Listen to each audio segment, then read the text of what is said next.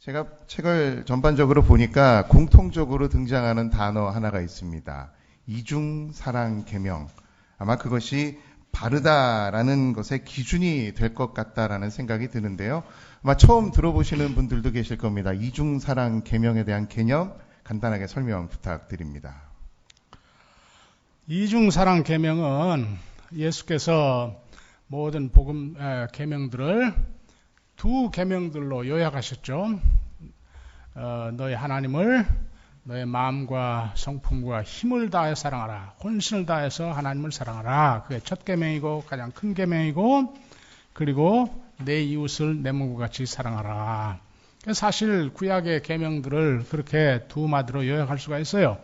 이 구약의 계명들의 요약인 10계명의 첫 판에 새겨진 1계명에서 4계명까지는 하나님에 대한 혼신을 다한 사랑을 요구하는 것이고, 내 부모를 공경하라는 제5계명부터 10계명 둘째 판에 새겨진 것은 이웃사랑, 그것을 예수께서 이제 강조하신 것이죠.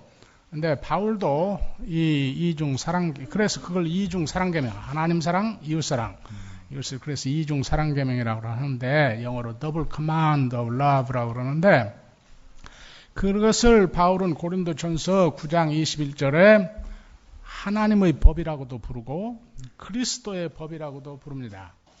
그래서 우리 그리스도인들이 평생 이 하나님의 법, 그리스도의 법을 지키면서 살아야 된다. 그렇게 예수도 그 제자들에게 요구했고, 그러니까 제자도의 핵심이 그거예요. 이중 사랑 계명, 하나님을 혼신을 다해 사랑하고 이웃을 내 몸같이 사랑하면서 살아야 된다.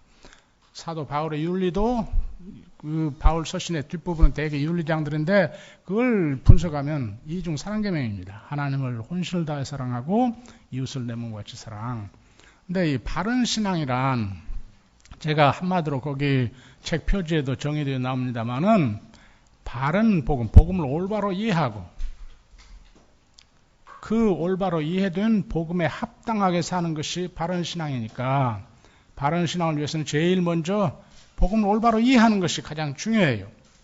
그런데 이 복음이 많이 왜곡되어서 선포되는 현실이 안타까워서, 근래에 제가 이 칭의와 성화라는 제목으로 원래 두란노에서 요청해서 강연을 하게 됐습니다만은, 또 다른 계제에도 그 강의를 하면서 근본적으로 지금 한국교회, 특히 우리가 종교개혁 주간을 지나고 있습니다만은, 종교개혁의 대주제인 칭의의 복음이 이게 왜곡이 돼가지고, 윤리 없는 칭의, 도리어 의로운 삶을 방해하는, 의로운 삶을 앙양하는 칭의론이야 그것이 올바른 복음인데, 의로운 삶을 방해하는 칭의론으로 되어서 사실상 구원파적 칭의론이 되어가지고 한국교회가 이렇게 지금 부패하고 타락하고 하는 상황이 돼서,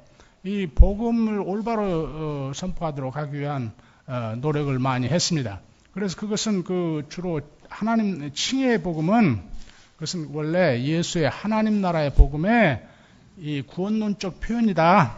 그러니까 칭의의 복음은 우리를 하나님께서 그리스도의 대속의 제사에 근거해서 우리 죄를 사하해 주시고 우리를 의인이라, 무죄한 의인이라 선언해 주시는데, 종교개혁의 신학은 그것만 강조했어요. 그런데 그것은 또 무슨 의미냐? 하나님, 창조주 하나님과의 올바른 관계 회복시킴. 그 말은 곧 하나님의, 창조주 하나님의 통치를 받는 자들이 되게 함. 그러니까 하나님의 백성이 되게 함. 그러니까 칭의, 의인됨, 하나님 은혜로 의인됨에는 뭐가 포함이 되어 있어요?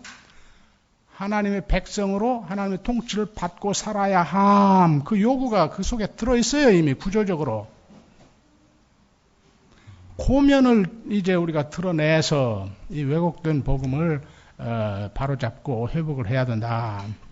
그러면 그걸 그러니까 먼저 해야죠. 그래서 이번 이 책을 통해서는 그것을 제가 강의하는 게 아니고 질문에 답하는 형식으로 그 진리가 좀 드러나도록 우리가 의인이 됐단 말은, 은혜로 의인이 됐단 말은 이제 하나님의 통치를 받고 사는 사람들이 되었단 말입니다. 그러니까 당연히 하나님의 통치를 받아야죠.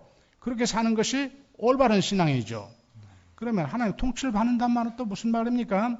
그동안 너무나 신학자들이 이 신학을 사변적으로, 관념적으로만 가르쳤어요. 교리를, 복음을. 또 목사들이, 그렇게 배운 목사들이 또 그렇게, 그래서 그걸 우리의 실존과 우리의 삶의 구체적인 현장과 우리의 구체적인 윤리적 선택, 가치 판단과 연결시켜서 이 복음을 생각하고 복음에 합당한 삶에 대한 통찰을 얻고 올바른 윤리적 선택, 판단, 선택을 하도록 이렇게 훈련되지 않았어요. 그래서 하나님 나라로 들어갑니다. 하나님의 백성이 됐습니다. 하나님의 통치를 받습니다. 그건 무슨 뜻입니까? 그건 구체적으로 하나님의 나라의 법, 그게 뭐라고 그랬죠? 아까 서두에 이중사랑계명. 하나님을 혼신을 다해 생각하고 이웃을 내 것처럼 살아라. 하나님을 혼신을 다해 산다는 뜻은 무슨 뜻이죠? 하나님께 전적으로 의지하고 하나님의 영광, 하나님을 위해서 하나님의 뜻을 쫓아 삶. 근데 그렇게만 해도 또 이 실존의 구체성이 없어요. 근데 하나님 사랑 첫째 계명의 반대말을 생각을 해야 돼요. 그때는 첫째 계명의 반대말이 뭡니까? 하나님 사랑의 반대말이 그게 우상 숭배죠. 제1계명에 우상 숭배하지 말라고 그랬지. 하나님 사랑. 그런데 우상하면 우리는 불상이나 생각하고 무슨 장승이나 생각하고 무슨 유교전통에 따른 제사나 생각하고 그게 우상 숭배 우리 사람들에게는. 근데 예수께서는 그런 것은 별로 중요시 않았어요. 예수님의 고향 나사렛에서 불과 10마일 거리에 세포리스라는 큰 로마 헬라 시대부터 큰 헬라화된 로마 도시가 있었어요. 거기에 온갖 황제의 상을 비롯해서 온갖 로마 여신상을 비롯해서 온갖 우상들이 득실을 거렸지만 예수는 그런 거 안중에도 없었어요. 예수에게 있어서 우상은 뭐죠 그게? 만몬. 그래서 산상수훈 6장, 마태복음 6장 24절입니까? 그 다음에 그것에 누가복음 11장에 뭐라고요? 누구도 하나님과 만몬을 동시에 섬길 수 없다. 그러니까 하나님 사랑한다는 사람은 무엇을 가장 경계해야 된다? 만몬 우상을 가장 경계해야 된다. 왜? 모든 형태의 우상숭배는 제가 책에도 썼습니다만은 다 파괴력이 있어요. 크고 작은 파괴력이 있습니다. 그런데 가장 큰 파괴력, 그러니까 우리에게 죽음을 가져다주는, 죄와 죽음을 가져다주는 가장 큰 우상은 만몬이에요.